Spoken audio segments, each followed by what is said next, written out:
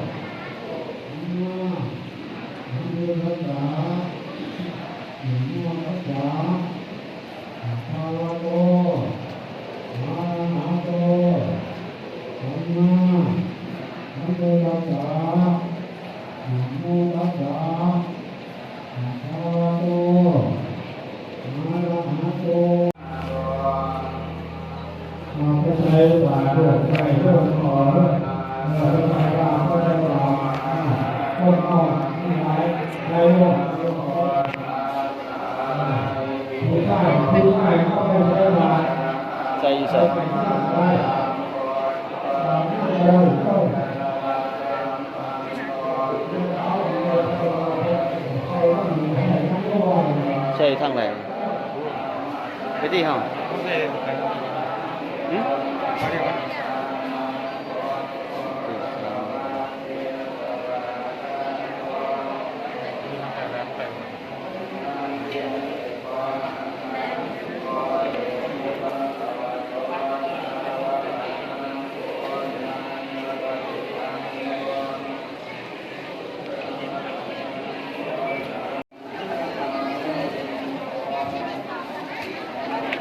ใส่บาตรเขาพรรษา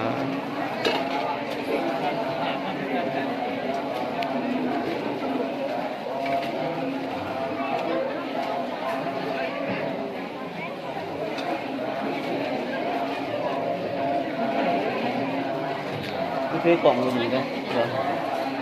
กำลังเอาเนื้อวางก่อนจับไปเรื่อยเอาไอ้ฟุ้ง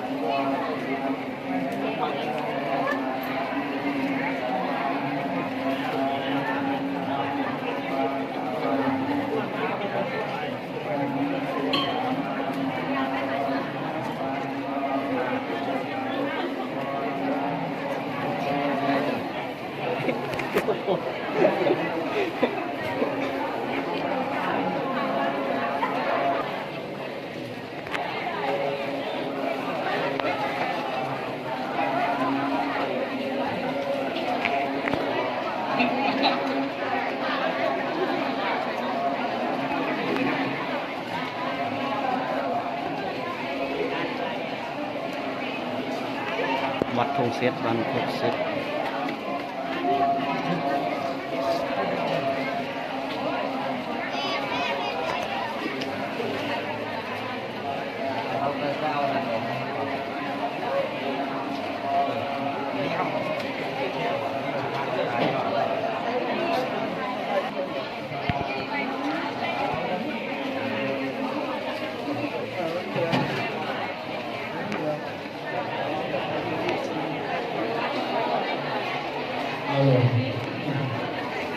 โบนี่พาใต้นอกพาใต้นี่ต้นนี่กันเอาวันเดียวเลิกวันเลิก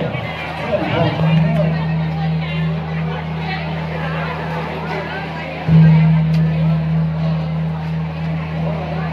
ถ้าหัวบอลเดียวถ้าหัวบอลเดียวเที่ยงจะพอกันเลยใจบาดแล้วต้นที่กันนอกเนื่องพากันนั่งพักษาถ้าหัวบอลเดียวเดียวพ่อประเพณีล่ะเนาะเทียนพรรษาเนาะ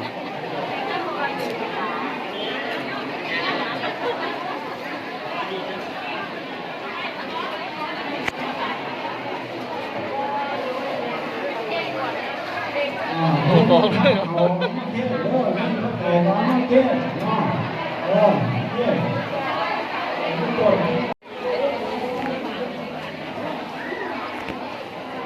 มึงจะมาโค้งกันใช่ไหม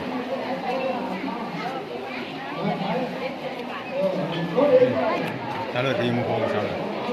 เลือดตีมึงโค้งกัน ตัวใหญ่ตัวงามๆกับแคปเข้ามาจงมีเรื่องเขา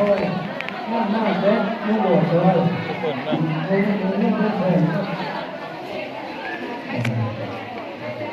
ล่นด่าบรรยากาศคอยทำเยอะนะโอ้ยยังกันแน่นอนเลยต้องมีบ้านไม่อยู่ต้องเที่ยว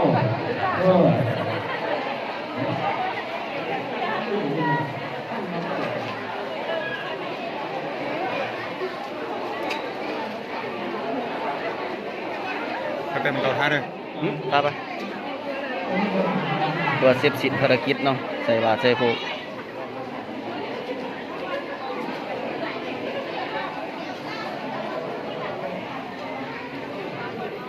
สาว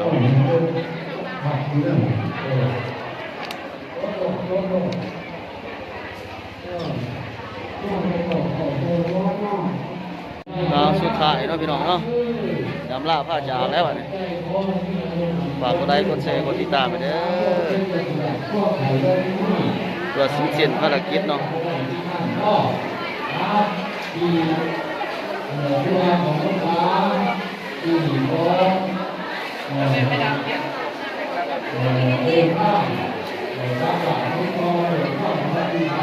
นะ